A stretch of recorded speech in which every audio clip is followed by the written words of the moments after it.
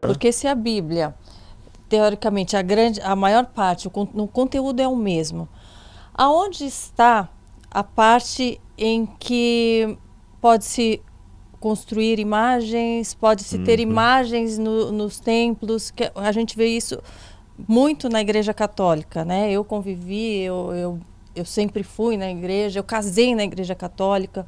Então, antes eu via tudo aquilo, eu não tinha o entendimento. Quando eu passei a ler a Bíblia, para mim ficou claro de que eu não deveria ter aquelas imagens na minha casa, em que eu não deveria ter no templo que eu frequento.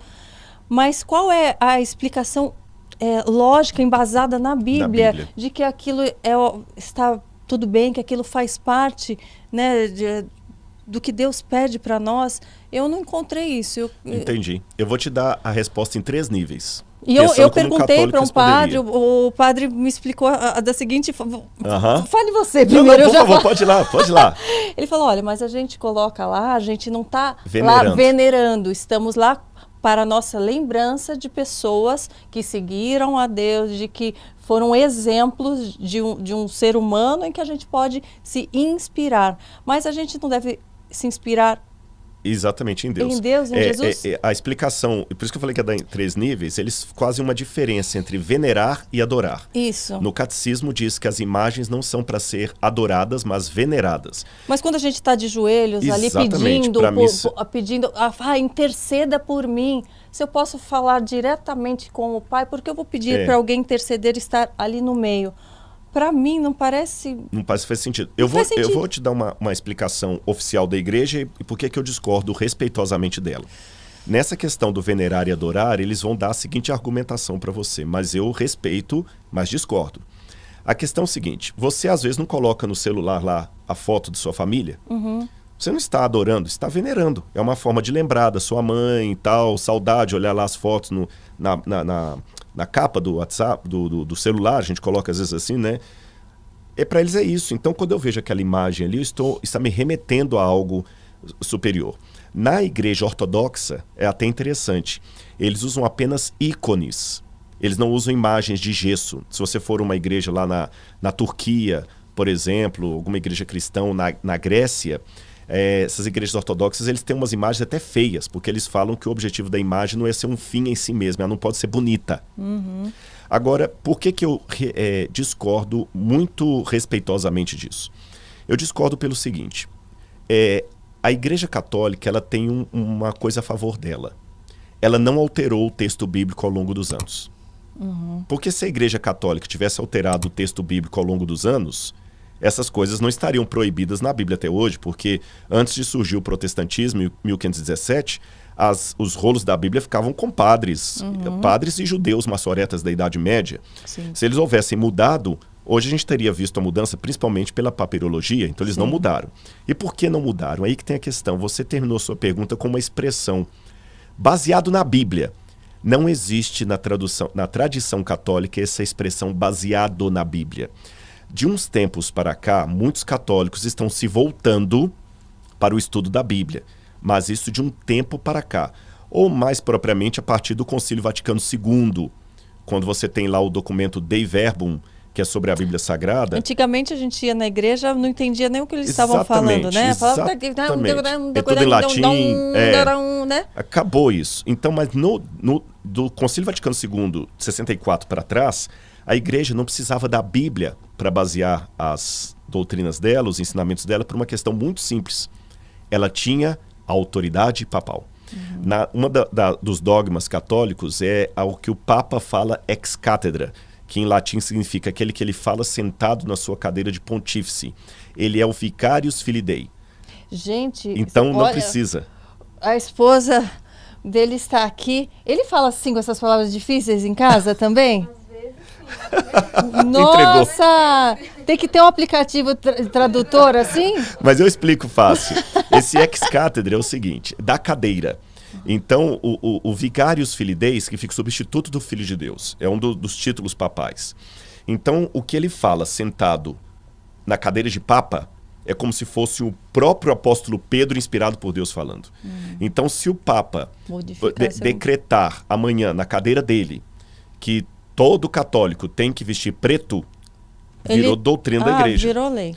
Quando Martinho Lutero, em 1517, levanta contra a igreja, uma das coisas que ele levanta contra a igreja, além das indulgências, era justamente essa autoridade papal que colocava a palavra do homem acima da palavra de Deus. Por isso que o lema da Reforma Protestante era sola Scriptura, só a Bíblia. Sola Scriptura, sola Gratia, sola Fidei. Só a Escritura, só a graça, só a fé. E, curiosamente falando, isso estava profetizado que aconteceria na Bíblia. Então eu vou mostrar na Bíblia para você por que tem imagem de escultura na Igreja Católica, mesmo a Bíblia Católica proibindo isso. Sim. Aqui, E alguém até já me falou, mas depois tem uma parte que fala em que no templo haviam imagens de anjos. Isso é então verdade. pode ter de anjos, não pode ter de santos, então acaba entrando em Isso é verdade, só né? que tem uma questão. Lá por isso que eu falo, se for para ilustração, tudo bem. Eu não teria problema de ter uma Bíblia ilustrada. Aqueles anjos que estavam ali no tabernáculo, fundidos de ouro e desenhados também nas paredes, eram para ilustrar o que queria dizer. Jamais um sacerdote se ajoelharia diante daqueles anjos. Sim. Nem a Arca da Aliança, que era o símbolo da presença de Deus, podia ser adorada. Tanto é que Deus colocou a arca dentro do santuário e no lugar santíssimo. E o único que podia entrar diante da arca, onde tinha esses anjos, era o sumo sacerdote uma vez por ano. Então o povo não ficava vendo esses anjos. Sim.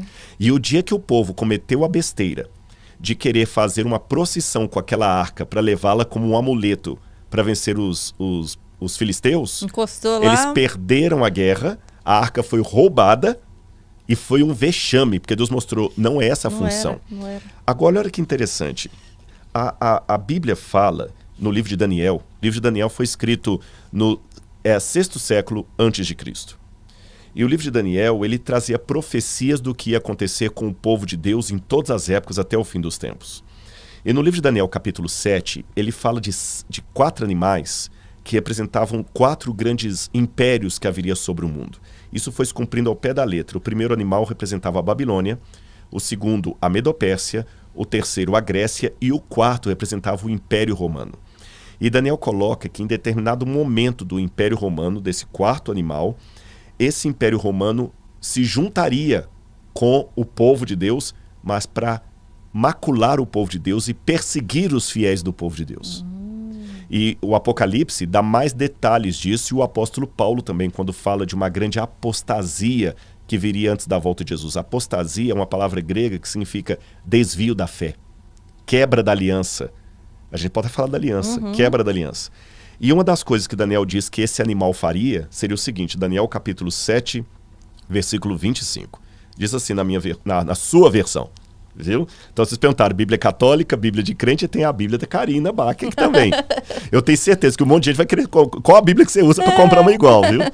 Aqui diz assim, o verso 25, falando desse monstro simbólico, né, que era Roma, junto com o cristianismo.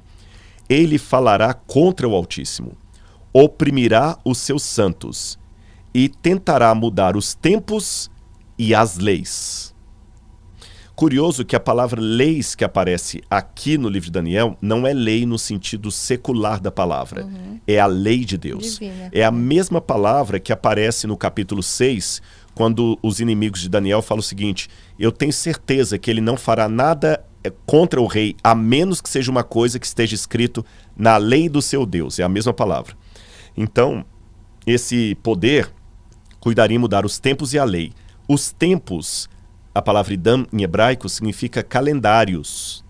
Tanto é que na tradução católica está assim, e cuidará em mudar os calendários e a lei. Roma, na sua forma pagã e na sua forma papal, mudou os calendários e a lei de Deus. Quer ver? É porque essa questão de Roma também é algo que ficou na minha cabeça. Eu vi tanto, né? A gente vê na história como foram perseguidos os cristãos, queimados, aquela loucura em Roma. E como, de repente, Roma se tornou, né, a base do cristianismo ocidental. Por que foi escolhido lá um lugar onde o povo foi caçado, queimado? Tudo isso aconteceu pela suposta conversão de um homem chamado Constantino. No ano 313 depois de Cristo, Constantino, eu não esqueci a questão do calendário e a sim, lei, não. Sim, tem uma surpresa aqui, ó. Não, eu já tenho umas 5 perguntas só dessa frase que você falou. Mas vai ser até bom, porque isso aqui vai explicar o motivo. O Constantino... Já avisa lá em casa que eu vou chegar mais tarde, pede pro Henrico ficar nos meus pais. Ou colocar alguma coisa no micro-ondas lá. É. Mas então vamos lá. O Constantino, ele estava lutando pelo poder em Roma. Roma tinha ficado muito grande e tinha perdido um pouco a força ali. Aí tinha um imperador chamado Diocleciano, que acabou aposentando, o único imperador romano que aposentou. E na briga pelo poder, Constantino foi, e ele sabia que os cristãos na época eram uma força muito grande. Há inclusive uma frase atribuída a Tertuliano que diz que o sangue dos cristãos era como semente. Dá para entender o significado. Uhum. O sangue dos cristãos é como semente. Quanto mais mata, mais surge. Então Constantino, no ano 313... ele teve uma estratégia política. Ele estava passando a ponte do rio Milvia com os soldados dele para lutar contra Maxêncio pelo poder. Aí Constantino caiu do cavalo e ficou assim, estou tendo uma visão. Nesta época, o Império Romano adorava muito, principalmente o exército, adoravam o deus Mitras, que é o deus Sol. E todo o exército ficou assim, ele teve uma visão de Mitras, o Sol apareceu para ele. E ele falou com os soldados, Mitras vai nos dar o poder, o Deus Sol.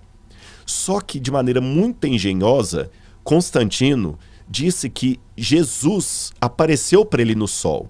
E que Jesus é o próprio Mitras. E que ele viu no Sol, vai de novo uma palavrazinha difícil, ele viu uma frase em latim que dizia assim, in hoc signo vinces, traduzindo, sobre esse símbolo vencerás. E ele viu uma cruz no Sol. Então ali ele fez uma simbiose, uma mistura, um sincretismo entre cristianismo e mitraísmo. Ele deu liberdade de culto aos cristãos, proibiu as perseguições aos cristãos, elevou o cristianismo à religião estatal, pegou várias basílicas. O que eram basílicas? Templos pagãos de Roma, e transformou essas basílicas em basílicas cristãs. Quem já foi para a Itália já deve ter visto muito dessas basílicas. Elas têm um panteão lá dessa época que você vê que é uma coisa estrondosa. Nos nichos que estavam os deuses pagãos, ele tirou e colocou imagens de santos. E Constantino começou uma mudança. E a igreja cristã, que até então era apostólica, agora se tornou apostólica romana. E nessas mudanças, Roma foi mudando muita coisa. Tudo isso estava profetizado na Bíblia. Veja, enquanto os cristãos eram perseguidos, massacrados, eles morriam... Mas profetizado não de uma forma de que isso seria bom. Não. Profetizado no sentido de infelizmente isso vai acontecer. Vão distorcer o que está aqui. Como no Antigo Testamento foi profetizado que o Messias seria traído por um dos seus. E infelizmente aconteceu quando Judas o traiu. Não que Deus desejou, Karina, é que Deus, assim, ele assistiu o filme antes. E ele dá o spoiler daquilo que é importante saber. Assim que ele assiste. O nosso também, né? Por isso que ele vai nos avisando, gente. Olha, cuidado. Vocês estão perdendo os avisos importantes, hein? E aí, nessas mudanças que a igreja fez, aí foi, depois de Constantino, veio um monte de mudanças. Uma delas foi o calendário. O calendário foi mudado já na época de Júlio César, Roma. Depois ele foi mudado na época do Papa Gregório. A gente fala do calendário juliano, calendário gregoriano. E nessas mudanças que Roma fez, tanto em sua fase imperial quanto em sua fase cristã, a gente percebe alguma coisa. Nós estamos em que mês agora? Novembro. Novembro lembra que número? 9. Mas é o mês 11. É. Outubro lembra que número? 8. Mas é o mês 10. Dezembro lembra que número? 10. Mas é o mês 12. Quem mudou tudo isso? Roma. Mudou os calendários. E mudaria também a lei de Deus. Eu convido todo mundo que está em casa a fazer um exercício. No Google você acha isso. Procure em qualquer Bíblia, seja de editora católica, ortodoxa ou protestante, Êxodo capítulo 20, os 10 mandamentos. E leia como os 10 mandamentos estão em qualquer Bíblia, em português, espanhol, alemão, inglês, não interessa. Depois que você ler os 10 mandamentos como estão na Bíblia, procure o catecismo e veja como os 10 mandamentos estão no catecismo. No catecismo está assim: amar a Deus sobre todas as coisas, não tomar o seu santo nome em vão, guardar domingos e festas, honrar pai e mãe, não pecar contra a castidade. Mudaram os mandamentos. O mandamento das imagens sumiu. Sim. O mandamento de não terás outros deuses diante de mim sumiu.